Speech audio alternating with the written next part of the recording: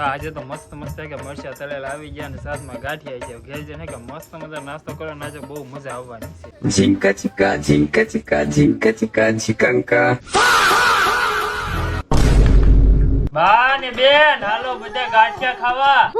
કારણ ને આજે ગાંઠિયા મારે તો ભાઈ રેવા હે ન્યો કાકા જવા દે એલની આજે ગાંઠિયા આસુ લાવ્યો કે ને હાલ જોવા જવા દે.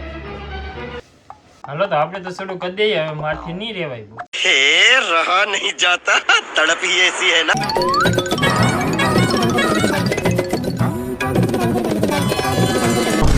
તમે કેવે મને તો ખબર ય નો રહી. જો ગાંઠિયા ખાવ.